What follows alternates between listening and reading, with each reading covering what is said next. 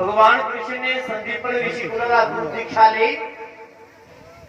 64 दिन तक गुरु जी ने कोल रही साधना की और उनका मृत पुत्र जीवित करिए उन्हें की दक्षिणा के रूप में दिता। वापस सुदामा ने मित्री हुई वापस घर आए। उद्धव की वृंदावन भेजे गोपियों के संदेश देन। उसके बाद फिर जरासंध ने हमला किया मथुरा पर, सतारा मारी। जरासंध आ रही है 18वीं बारी जरासंध काल जमुन की लई है उनका भगवान श्री कृष्ण मुशकुंद राजा द्वारा उसका अंत कर देना। 19वीं बारी जरासंध 20,000 पंडित की पूजा च बिठा लिया है कि अगर मैं जीती गया तो तुसे की दक्षिणा देगा नहीं है, अगर आ रही है मैं तुसे की मारी देना। तो फिर भगवान के करते मथुरा की छड़ी है, द्वारकापुरी की बसांदे न, विश्वकर्मा की आती है, योग माया की आदेश कर दे। योग माया रातों रात मथुरा वासियों की सुते जगह उठाई है ते द्वारकापुरी की शिफ्ट कर दी है योग माया। ते द्वार मथुरा वासियों की इं लगता कि अस इतना जगह रोने वाले तो द्वारकापुरी का निर्माण किया भगवान श्री कृष्ण द्वारकाधीश खवाए। बलराम जी का विवाह होंदा रेवती कन्ने, फिर अगे भगवान कृष्ण का पहला विवाह होंदा रुक्मणी कन्ने, दूजा विवाह जामावंती कन्ने, त्रीजा विवाह सत्यभामा कन्ने, चौथा विवाह कालिंदी कन्ने, फिर नगनजीती कन्ने, लक्ष्मणा कन्ने, भद्रा कन्ने। 8 विवाह हुए भगवान कृष्ण के। फिर एक गोमासुर नाम का दानव उन्हें 16,100 कन्या बंदी बनाई दी। हाँ बचपन को लगा उन्हें की कैद किए का हानि है। वो युवा हुई हाँ विवाहने लायक। भगवान ने गोमासुर का अंत किया, उन्हें बच्चे की मुक्त किया, उन्हें की अपने घर परिवार का पता न हरे का, इसलिए उन्हें बच्चियां भगवान कृष्ण की पति रूप से स्वीकार किया। 16,108 विवाह हुए भगवान कृष्ण के। अगे सुदामा की तार दे भगवान कृष्ण जदों सुदामा द्वारकापुरी आंदे, फिर पांडव और जो कौरव होए इनदे विच महाभारत का युद्ध करवाते न। जो आधर्म पर चलने वाले लोग ये कौरव आदि उनका अंत किया और पांडवों की विजय श्री दिलाई। युधिष्ठिर की इस विश्व का सम्राट बनाया। उसके बाद अगे फिर भगवान श्री कृष्ण ऋषियों का अपने पर शाप ली है। आपको जो लोग धाम की चलिए थे पीछे पांडुओं की पता चलती है ते पांडु भी अपने पोतरे की परीक्षित की राज दी है। वो भी हिमालय की ओर प्रस्थान करके स्वर्ग की चली जाते न। पीछे राजा परीक्षित राज करते हैं। ये राज करते करते गए द्वापर युग समाप्त होता कल युग आरंभ होता है। ते राजा परीक्षित कल युग की 5 स्थान दिता रहने है। शराबियों का, जुआरियों का, जीव हत्या करने वाले का, मांस खाने वाले का, वैश्यगमन करने वाले का और छल कपटी चोरी करने वाले का। ये 5 स्थान दिते राजा परीक्षित ने कल युग की। और एक दिन आपू गलती हुई, चोरी की मारिए, सुनने का मुक्त मारिए, जरासंध की प्राप्त किए हबीब सैन ने वो जमा किए वो धारण किया। कल युग ने बुद्धि का नाश किया। जंगल बिच गए निर्दोषी का, निर्दोष जानवर का वध किया ने। एक ऋषि का अपमान किया, मरे का सप गले च पाया। ते ऋषि के पुत्र श्रृंगी ने शाप दिता कि तेरी 7वें दिन मौत हुई जागतगी तक्षक नाग कूदग। तो शमीक ऋषि ने राजा परीक्षित की आने सावधान किया। ते राजा परीक्षित अपने पुत्र जन्मंजे की राजगद्दी सौंपदा है ते आपू संन्यास ले लैंदा है। गंगा तट उपर संत सम्मेलन चलादा हुंदा, उत्ते चली जांदा है। सुखदेव जी महाराज आंदे न, उनके चरणे की पखारिए, उनकी पूजा करिए, उनके चरणे च बैठिए प्रश्न करदे न कि हे गुरुदेव मिटिए दसो जो व्यक्ति टोला मारने वाला है उसकी मुक्ति का क्या उपाय है।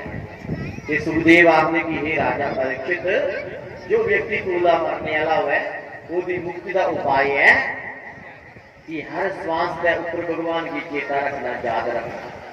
भगवान की चेता रखना गया मुक्ति है, भगवान की भूलना गया बंधन है। और ये करने का जब 7 दिन कथा सुनी लई ते राजा परीक्षित सुखदेव जी की पूछते आखते हैं गुरुदेव उनकी ये सुनाओ जो कथा का निचोड़ है जो कथा का सार है ये समझाओ मिकी मेरे को समय बड़ा थोड़ा है तक्षक नाग आने वाला है समय थोड़ा है उन तो मिकी थोड़े समय च जो कथा का निचोड़ है जो सार है मिकी वही सुनाई दियो ते फिर सुखदेव जी कथा का निचोड़ जो सार है वो सुनाते न ते तुस भी मन चित लगाइए सुनो। बोलो श्री राम जय राम जय जय राम श्री राम जय राम जय जय राम श्री राम जय जय राम बोलो श्री राम जय राम जय जय राम हरे राम राम राम हरे हरे हरे राम राम राम हरे हरे हरे कृष्ण कृष्ण हरे हरे कृष्ण कृष्ण कृष्ण हरे हरे। तो राजा परीक्षित ने पूछा कि ये सुनाओ कि इंसान की इस संसार दे विच केड़े-केड़े काम जरूरी करने चाहिए ते केड़े-केड़े काम नहीं करने चाहिए इंसान की मान लायक कथा है समझने लायक कथा है। तो सुखदेव जी आखदे कि हे राजा परीक्षित एक दे 9 प्रकार की भक्ति है वेदे विच शास्त्रे विच 9 प्रकार की भक्ति भक्ति कहने लई है मानव का कल्याण करने लई और इंसान की ये जो 9 प्रकार की भक्ति है ये चाहिए क्योंकि जो भक्ति करता है वो गया कल्याण होता है। ते ये 9 प्रकार की केड़ी-केड़ी भक्ति है जो इंसान की जरूर करनी चाहिए। श्रवणम कीर्तनम विष्णु स्मरणम पाद सेवनम अर्चनम बंदनम दास्यम सखायम आत्मनिवेदनम ये 9 प्रकार की भक्ति है। पहली भक्ति श्रवणम ये पहली भक्ति है ये इंसान की जरूर करनी चाहिए ते ये तुस करा कर दियो। पहली भक्ति केड़ी है श्रवणम अर्थात भगवान की कथा की सुनो ते ये तुस करा कर दियो। बड़े सौभाग्यशाली हो तुस कि पहली भक्ति की करा कर दियो। भगवान की कथा की सुनना सुनिए समझना समझिए भगवान की जानना पहचानना सिर्फ सुनना नहीं सिर्फ सुनने के लिए कल्याण नहीं होना। भगवान की कथा की सुनो सुनिए भगवान की समझो भगवान की जानो भगवान की पहचानो ये पहली भक्ति है। जदू पहली भक्ति की असे कथा की सुनिया भगवान की समझिया जानिया पहचानिया ते फिर क्या करना है फिर असे अगे टपना है। अगे टपी है दुई भक्ति करनी है ते दुई भक्ति केड़ी है कीर्तनम दुई भक्ति है कीर्तनम। जिस भगवान की तुसे पहली भक्ति करी है सुनिया समझिया जानिया पहचानिया ते उनके करना उस भगवान का कीर्तन करना है भजन करना है खुद करना है। पहली भक्ति है सुनना है ते दुई भक्ति है खुद करना है भजन खुद कीर्तन करना है। जिस भगवान की समझिया जानिया उस भगवान का कीर्तन करो भजन करो ये दुई भक्ति है। ते त्री भक्ति है विष्णु स्मरणम। ਇਹਦਾ ਕੀ मतलब है त्री भक्ति का कि तुसे पहली भक्ति की भगवान की कथा सुनी भगवान की समझिया जानिया दुई भक्ति करा दियो भगवान का भजन कीर्तन। पर जिस भगवान का तुस भजन कीर्तन करा दियो कहदे लई करा दियो भगवान की प्राप्ति लई करा दियो। पर भगवान की प्राप्ति तुसेगी कदूं नहीं जदों तुस त्री भक्ति कर दो। ते त्री भक्ति केड़ी है विष्णु स्मरणम अर्थात गुरुमुख खाली हुई है गुरुकारी है गुरुधारी है भगवान का नाम शब्द लई है ते भगवान के नाम का सिमरन करो, फिर तुसें की वो रब लभना है, वो ईश्वर लभना है जिसका तुस भजन करा करते हो, कीर्तन करा करते हो। जहां तक गुरुमुख खाली हुई है, नाम शब्द नहीं है, उस भगवान का सिमरन नहीं करो, तां तक तुसें की रब नहीं लभना।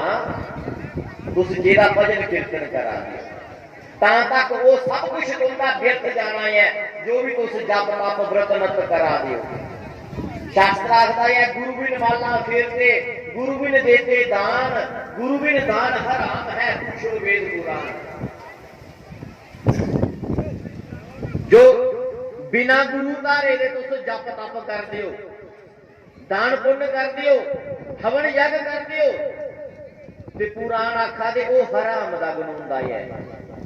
देवी देवते उसी स्वीकार नहीं करते, वो इन्ना व्यर्थ जंदा जिन्ना मुर्दे दे मुंह च रोटी का ग्राह व्यर्थ जंदा है, वो कुदै लेखे नहीं लगता। तो इसलिए गुरुमुख खाले जरूर होना चाहिए। कोई अच्छा बुद्धिमान जो महापुरुष मिल गया ते जरूर संबंध जोड़ी लेना चाहिए। एक त्री भक्ति है।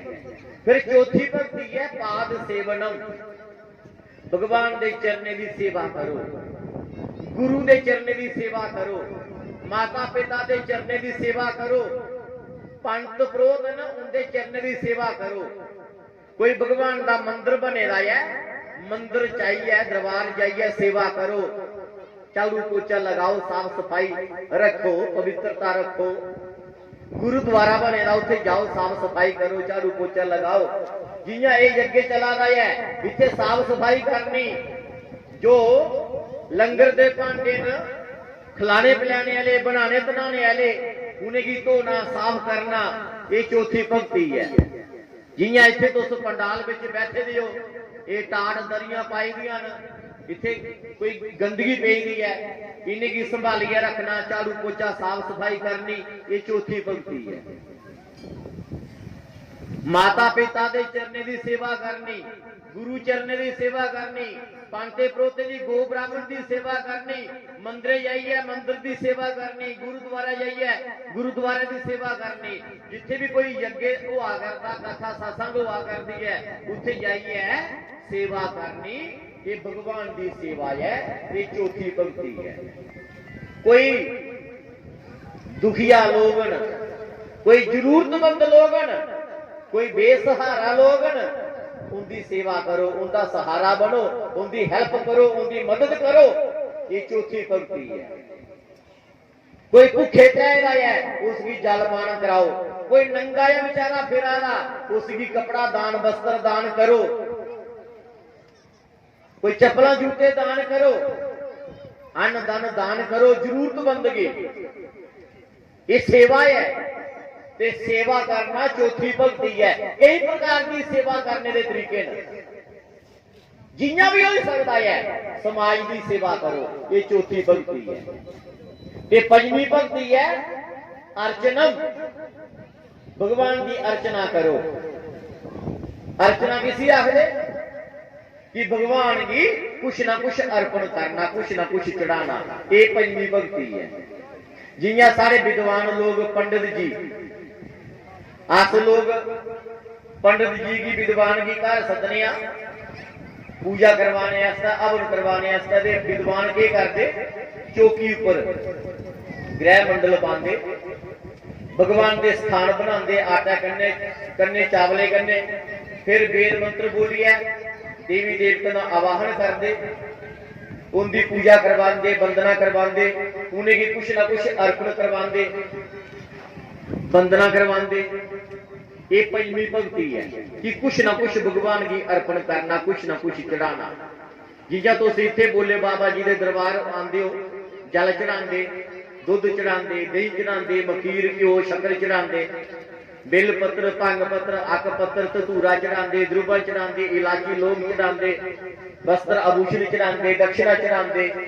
इन्ना है जथा शक्ति कुछ ना कुछ भगवान की चढ़ाना, ये पंजवीं भक्ति है। लेकिन एक चीज है, जदू कुछ तुस भगवान की अर्पण करते हो, चढ़ाते हो, मैं पन नहीं होना चाहिए। ਉਹਦੇ ਵਿੱਚ ਦਿਖਾਵਾ ਨਹੀਂ ਹੋਣਾ ਚਾਹੀਦਾ, ਉਹਦੇ ਚ ਗਮੰਡ ਨਹੀਂ ਹੋਣਾ ਚਾਹੀਦਾ, ਮੈਂਪਨ ਨਹੀਂ ਹੋਣਾ ਚਾਹੀਦਾ ਕਿ ਮੈਂ ਇੰਨਾ ਚੜਾਵਾ ਚੜਾਇਆ, ਇਹ ਚੀਜ਼ ਨਹੀਂ ਹੋਣੀ ਚਾਹੀਦੀ।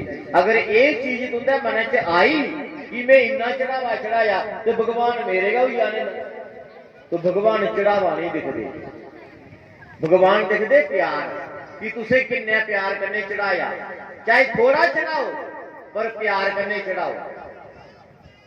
तुसे अकबर का नाम सुनेगा होना, उन्हें पहले ज्वाला माता की परीक्षा ली, जिला परीक्षा ले ली माता रानी की मन्नी लिया ते फिर उन्हें क्या किया, सवा मन सुन्ने का छत्र बनाया ते दिल्ली का नंगे नंगे पैर चलिया माता रानी को छत्र चढ़ाने की।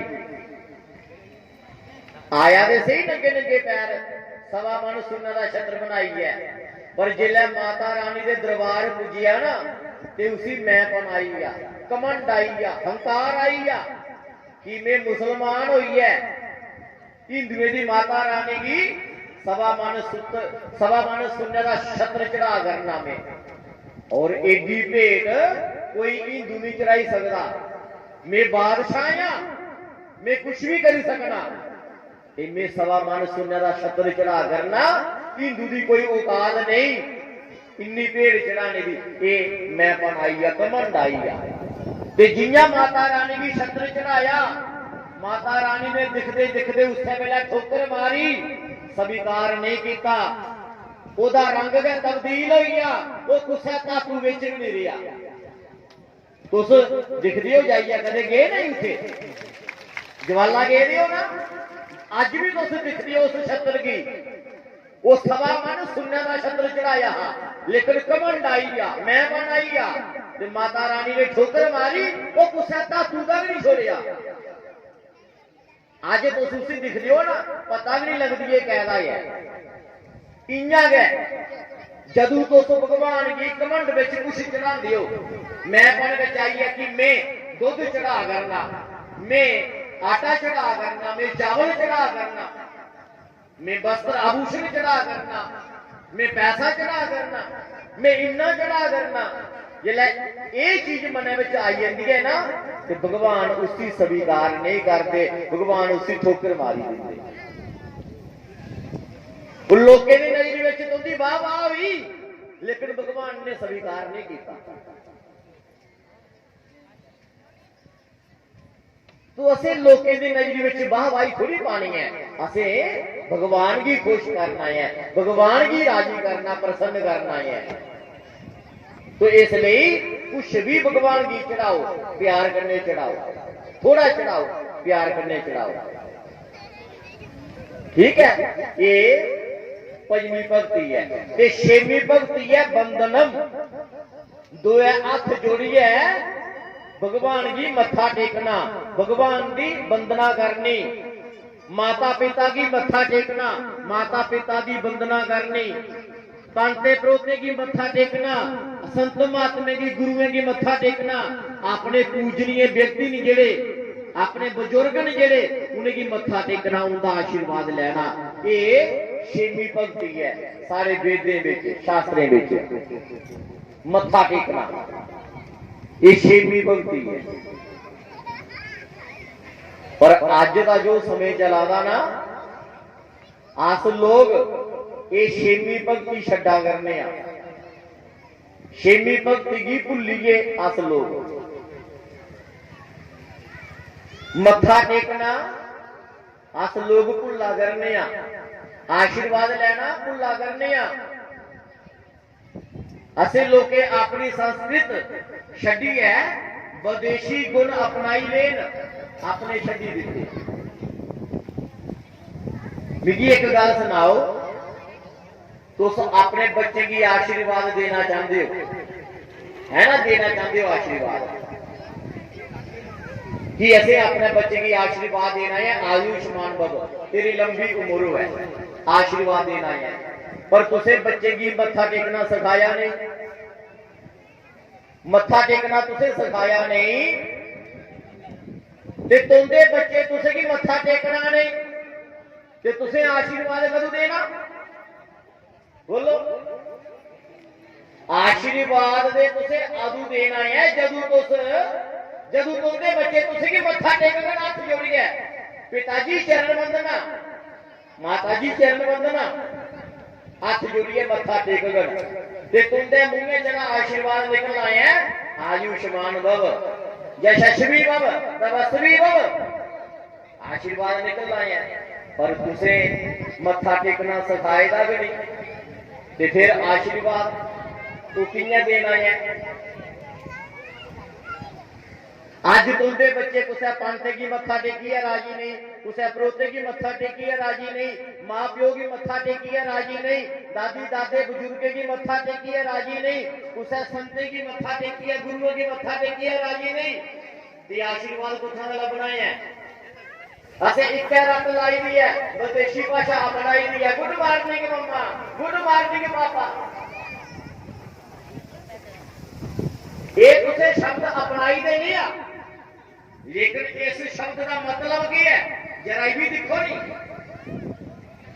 मतलब क्या है एदा फायदा क्या है काम वो करो जेदा फायदा हो ते एक गुड मॉर्निंग बोली है फायदा क्या है मुझे ये दसो अगर तुंदा बच्चा तुसगी हाथ जोड़िए मत्था टेके पापा जी चरण वंदना ते पापा अगे ना जरूर आशीर्वाद देग तेरी लंबी उम्र हो तू बड़ा बड़ा हो ये डोगरी भाषा के आशीर्वाद जेकर बच्चा बोला ला गुड मॉर्निंग पापा ते पापा ने क्या जवाब देना गुड मॉर्निंग बच्चा है ना वो सेम बराबर जवाब हो फायदा क्या होया कोई फायदा होया गुड मॉर्निंग बोलने का बोलो कोई फायदा नहीं होया कई ध्यान लाइए सुना देनी है अगे पिछे ध्यान पढ़ के भुख लगी रही है करा आरती में पता नहीं कई का मुंह चढ़ी का पता नहीं क्या गल है या कोई मैं खोरियां गल्लां करा बस अद्धा घंटा बोलना में और पाती नहीं मेरी शक्ल लभनी तुसेगी जहाना में खुश रहो तुस पर ये गल्लां सुनी लो कम होने वालियां ते मैं क्या सुनाना कि ये बच्चे की सिख कुने देनी है मत्था टेकने की सारा हिंदू समाज बिछड़ा करता है अपने धर्म को लाला अपने मजहब को लाला बिछड़ा करता है अपने कर्म को लाला बिछड़ा करता है मैं तुझे की एक हकीकत गल सुनाना ये जानीपुर कथा की असे उसे सारे सेवक ने वो कार ले लिए शाहूकार कार ले लिए चरण पवाने घर गए अस ते उन्हें अपने बच्चे की आंदा अंदर दा बच्चा अंदर कमरे च बैठे था उसी पकड़िए ले जाए आखना लगे गुरु जी इसी आशीर्वाद दो शायद ते मिमी श्यार होइए बैठी है वहीं जिला कोल उनका मत्था टेकदा ते दिना आशीर्वाद मेरे सेवक का जग है ते बच्चा उन्हें कोल खड़ेरे आनी है मेरे सामने ते बच्चे की 2-3 बारी बोलिया मत्था टेक गुरु होरेगी आशीर्वाद ले ते मिगी आखन गुरु जी शैल आशीर्वाद दियो मैं श्यार होइए बैठे दा मैं मत्था टेकदा ते दिना आशीर्वाद ते ओ जग इयां आकड़िया खड़ोई जागे इयां सावधान होइया खड़ोई जागे आऊं सोचा ये जग मत्था की नहीं टेका घर वाले 2-3 बारी बोली गए मत्था नहीं टेका भी मने में गल लग पई फिर ना मिगी नहीं हो ही सकता ਜਾਂ कोई मैंटली है ਜਾਂ हो ही सकता सी कोई रीढ़ की हड्डी च प्रॉब्लम है कोई थल्ले नहीं चुका मैं किश ना किश कोई गल है सी आकड़िया खड़ोते का सीधा जिले 4-5 बारी आख्या भी कौन आए मां प्यो उन्हें पकड़िया बाद आते इं थले नहीं यार थले लगे करना वो फिर भी नहीं चुकिया फिर भी इं करे आकड़े का फिर मां प्यो ने बेइज्जती लग पे समझना मां प्यो भी बेइज्जती लग पे अपनी समझना फिर उन्हें रेह लाइया छड़िया उन्हें फिर उन्हें मत्था टेकिया भी जागदा ने मत्था पता किवें टेकिया उन्हें तुसे कुक्कड़ रखे दे उनके घर कई लोग रखे दे होंगे कुक्कड़ ज्यादा राज बुड्ढे होंगे रखे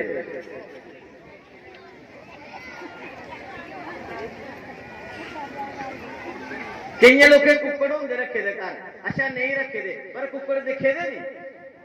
तो जियां कुकड़ ठुंगा मारदा इयां करिए कोई दाना चुगदा जां किसी की ठुंगा मारदा इयां करिए ते उस बच्चे ने मत्था पता कियां टेकिया मिगी ये दो पोटे किते इयां आकड़े दा रेहा सीधा के जियां आकड़े दा हो इयां करिया सीधा आकड़े दा ये दो पोटे किते इयां ते मेरे गोडे की ठुंगा मारिया मिगी अज भी लगदा हुण इत्थे इयां कीता जाए ते मेरा गोडे की इयां ठुंगा मारिया ते फिर अपने मुंहे की इयां इयां कीता उन्हें ठुंगा मारिए ना इयां करिए ते इयां इयां कीता उन्हें ये कोका तरीका मत्था टेकने दा अरे ओ मिगी आखा दे सी आशीर्वाद दियो मैं दिख रहा है इयां करिए मैं इसी कोका आशीर्वाद दिया ये तरीका केड़ा एदा मत्था टेकने दा ते मैं इसी आशीर्वाद केड़ा दिया ते मैं मां प्यो की सद्या कोल फिर मैं किन्नी पढ़ा दा मैं 12वीं पढ़ा दा मैं केड़ा स्कूल पढ़ा दा ते भी उन्हें ना सुनाया भी ना नहीं के चेता रहा पर इन्ना चेता है कि वो साइए खोले नहीं आएगा स्कूल है ना वो जिथे सारी इंग्लिश चलती है उन्हें पता नहीं नौकरी नाकरी भी देनी पता नहीं के करते कुछ ऐसा कुछ होंदा है सिस्टम उस स्कूल पढ़ा ला मैं वाह भाई वाह मन्निया तुसे की अपने स्कूल देख नहीं नौकरी की गल्ला ढिड भरने की गल्ला बच्चे की साई बना उड़िया कहदी गल्ला ढिड भरने की गल्ला नौकरी की गल्ला मजहब बदल उड़िया बच्चे की सही बना उड़िया जिसी मत्था टेकने भी नहीं पता कि मत्था कियां टेकना है आशीर्वाद कियां लेना है ते ए सिख अज अस लोग अपने बच्चे की दिया करने ते सारे बच्चे का कल्याण कियां होना है उधार कियां होना है खाली ढिड के थोड़ी भरना है इस मानव जन्म का कल्याण भी करना है इस मानव जन्म की सफल भी करना है उस रब की प्राप्त भी करना है ते रब की प्राप्त खाली ढिड पर ये नहीं करना होगा समझ आवा नहीं कुछ इसलिए एक उस जिन्हें भी माता पिता इतने बैठे दियो मेरी हाथ जोड़ी है बिनती है निवेदन है कि अपने बच्चे की अपने धर्म के प्रति शिक्षा दियो अपने समाज के प्रति अपने देश के प्रति भगवान के प्रति बच्चे की अच्छे संस्कार दियो अच्छी शिक्षा दियो अच्छी दिशा दियो ताकि सारे बच्चे का कल्याण होवे सारे बच्चे का जीवन सफल होवे खाली ढिड पर यह जीवन सफल नहीं होना मैं तुझे की एक दिन पहले भी सुना करता हा कि मुसलमान का 3 साल का बच्चा खड़े रहो ते हिंदू का 30 साल का बच्चा उन्हें की पूछना है कि मुसलमानों का मजहब के 3 टाइम नमाज पढ़ते ते हिंदू मजहब के 3 टाइम संध्या करते ते 3 साल का मुसलमान का बच्चा उसी तुसे पूछना कि 3 टाइम नमाज केड़ी पढ़ी जाती है उसे की मुसलमानों का बच्चा पूरी नमाज पढ़िए सुनाग ते हिंदू जो हिंदू का 30 साल का है उसी पूछना कि हिंदू समाज में 3 टाइम संध्या केड़ी की जाती है